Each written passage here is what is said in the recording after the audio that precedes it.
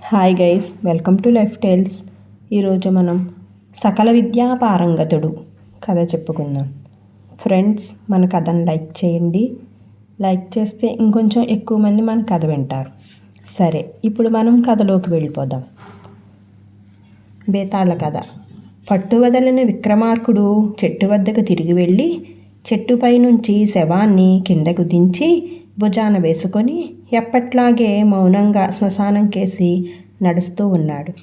అప్పుడు ఆ శవంలోని బేతాళుడు, రాజా, నీ పట్టుదల చూస్తే ఆశ్చర్యం వేస్తుంది.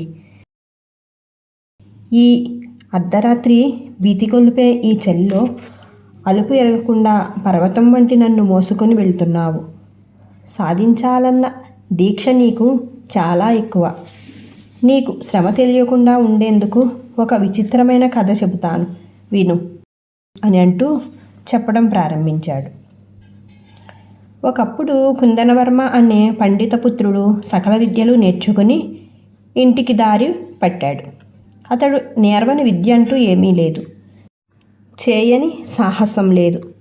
తానే కాదు, ప్రతి ఒక్కరూ లోక కళ్యాణంకు పాటుపడాలి అని ఆశించేవాడు. వెళ్తూ వెళ్తూ దారిలో ఒక సత్రంలో బస చేశాడు. అక్కడ కొందరు బాటసారులు ఆ గ్రామంలో ఆ రోజు రాత్రి మరణించిన లింగయ్య శెట్టి అనే ధనికుడు గురించి చెప్పుకోవటం విన్నాడు. ఆ లింగయ్య శెట్టి చాలా పిసినారి. ఎంగిలి చేత్తో కాకిని కూడా కొట్టలేదు. కూడబెట్టిన ధనరాశులు తన ఇంట్లో పాతరేసి నీది దగ్గర పాములాగా బ్రతికినన్నాళ్ళు ఆ ధనం చూసుకుని బ్రతికాడు. ఒక్క దానం లేదు, ధర్మం లేదు. అతడికి యముని శిక్ష తప్పదు అని ఎన్నో విధాలుగా చెప్పుకుంటూ ఉన్నారు. కుందనవర్మ ఆ బాటసారులతో మాట కలిపాడు.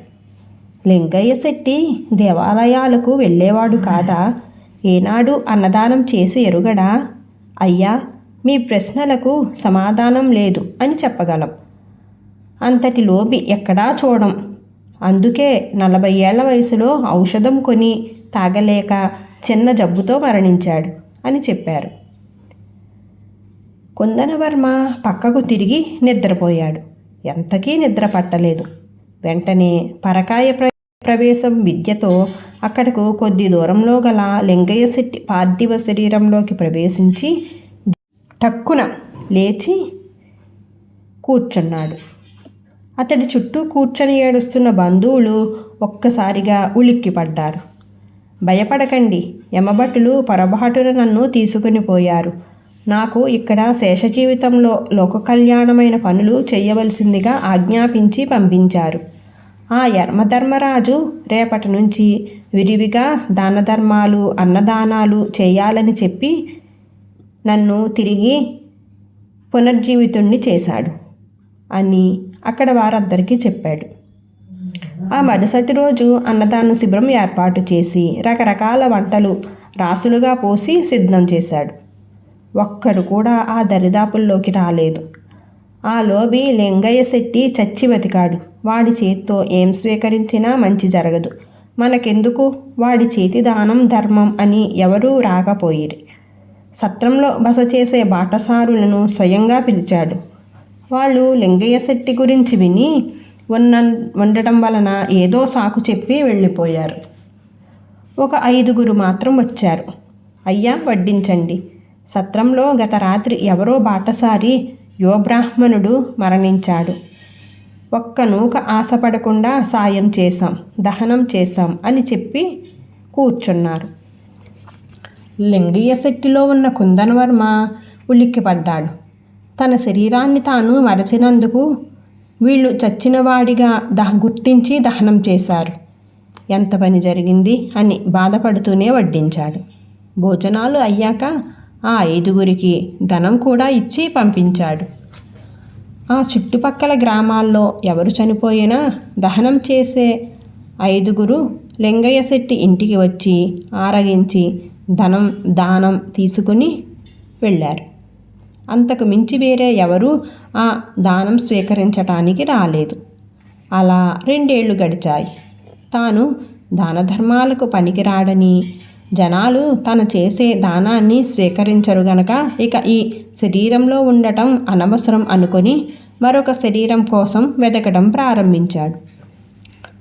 ఒకరోజు ఆ దేశ సేనాధిపతి వీరసింహుడు నలుగురు దొంగల్ని పట్టుకొని గ్రామం మధ్య నిలబెట్టి హతమార్చాడు. అంతటి క్రూరమైన సేనాధిపతి ఎవరూ ఏ దేశంలోనూ చూసి ఉండరు. అతడు ఒక రాక్షసుడిలాగా నిత్యం ఎవరో ఒకరిని బాధించే గుణంతో జీవిస్తూ ఉన్నాడు అని జనులు చెప్పుకోవటం విన్నాడు లింగయ్య శెట్టిలో ఉన్న కుందనవర్మ. సేనాధిపతి తనచే చంపబడిన దొంగలను పూడ్పించిన వారికి తృణమో పణమో ఇవ్వవలసిందిగా సత్రం నిర్వాహకునికి చెప్పాడు. అయ్యా, ఈ గ్రామంలో ఒక లోబి ఉన్నాడు. వాడు చచ్చి బతికాడు. వాడి దానం ధర్మం ఎవరికీ అక్కర్లేదు. శవదహనాలు చేసేవారు మాత్రం వాడి దగ్గర నుంచి అన్నదానం ధనదానం పొందుతున్నారు. అక్కడికే పంపుదాం అని చెప్పాడు సత్రం యజమాని. సేనాధిపతి ఆశ్చర్యపోయి, అసలే కరువు దేశం, అంతా ఆకలితో అలమటిస్తూ ఉంటే అన్నదానం స్వీకరించని వారున్నారంటే ఆ లోబి అంతగా పేరు పడ్డాడన్నమాట. తక్షణం చూడాలి అని బయలుదేరాడు. కుందనవర్మ సేనాధిపతి చాలాసేపు మాట్లాడుకున్నారు. కుందనవర్మ ఇదే మంచి అదును అని అనుకుని కర్ణపిశాచి విద్య ద్వారా సేనాధిపతిలో మృత్యువును ఆవహింపచేసి సేనాధిపతి ప్రాణాలను హరించాడు. ఆ వెంటనే లింగయ్య శెట్టి శరీరం వదిలి సేనాధిపతి పార్థివ శరీరంలోనికి ప్రవేశించాడు. సేనాధిపతిలో ఉన్న కుందనవర్మ ఆ గ్రామం నుంచి బయలుదేరే ముందు చనిపోయిన లింగయ్య శెట్టి మృతదేహం వద్ద శవదహనాలు చేసే 5 మాత్రమే ఏడవటం చూసి లోపి ముద్ర నుంచి తాను బయటకు తీసుకురాలేకపోయాడు అని అనుకొని గుర్రం ఎక్కాడు. సేనాధిపతి అతడి వెంట పరివారం అలా సాగుపోతూ ఉండగా కొత్వాలు ఎదురు వచ్చి సేనాధిపతి గారికి, ఈ 10 మంది రాజద్రోహులను వెంబడించి ఈ అడవిలో పట్టుకున్నాను. వీరిని చెట్లకు కట్టి నిలబెట్టాను. బాణాలతో కొట్టి చంపనా లేక మరో విధంగా ఏమైనా అమలు చేయనా అని అడిగాడు. సేనాధిపతిలో ఉన్న కుందనవర్మ, వారిని వదిలేయండి. దేశద్రోహం నేరం కదా, ఎందుకు చేశారు?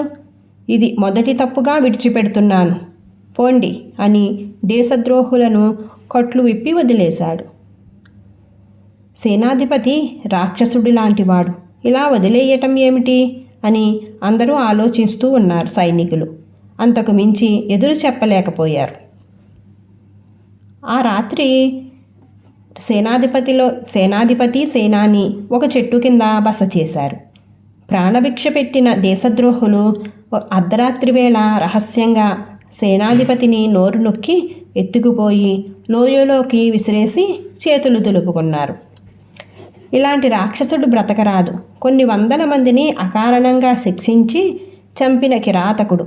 మనకు ప్రాణభిక్ష పెట్టినంత మాత్రాన చేసిన పాపాలు మాసిపోవు, మన కక్ష సాధింపు ఆగిపోదు అని అనుకుని అక్కడి నుంచి వెళ్ళిపోయారు. సేనాధిపతి రూపంలో ఉన్న కుందనవర్మ శరీరం ఛిద్రమైపోయింది. అనేక రాళ్లకు కొట్టుకొని చివరికి ఒక ఎండిన చెట్టు కొమ్మను గుచ్చుకొని వేలాడుతుంది.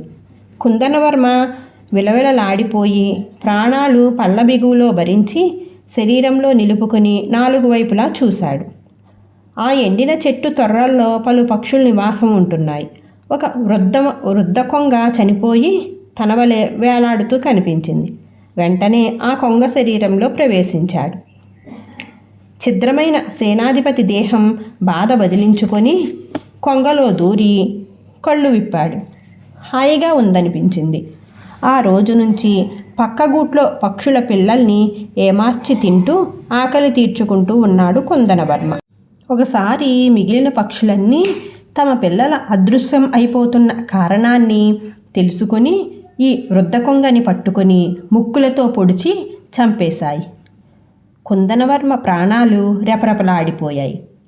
అక్కడ చచ్చిపోయి మోడైపోయిన ఒక మేడు చెట్టులోకి పరకాయ ప్రవేశం చేసి బతుకు జీవుడా అని అందులో సేద తీరాడు. తాను లోక కళ్యాణం ఆశించి లోకకంటకుల్లో ప్రవేశించి సాధించలేనందుకు మేడు చెట్టుగా మిగిలాడు.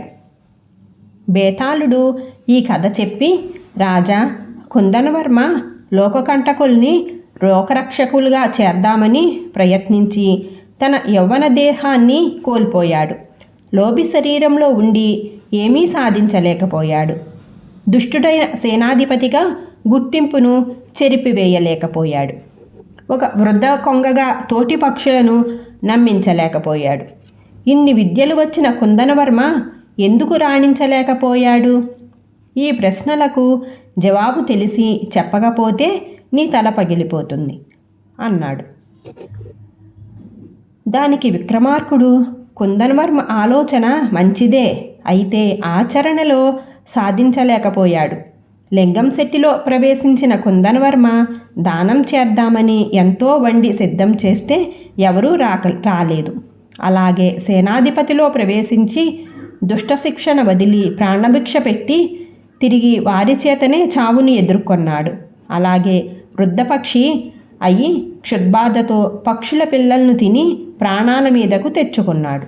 తాను ఎవరిని ఏ విధంగానూ మార్చలేకపోయాడు. తాను సర్వం కోల్పోయి మేడు చెట్టు అయి మోడుగా మారిపోయాడు అని బదులు చెప్పాడు. రాజుకు ఈ విధంగా మౌనభంగం కలగటంతో బేతాళుడు శవంతో సహా మాయమై తిరిగి చెట్టెక్కాడు. కథ సుఖాంతం. Thank you for watching guys. Friends, మన కథను లైక్ చేయండి. Thank you.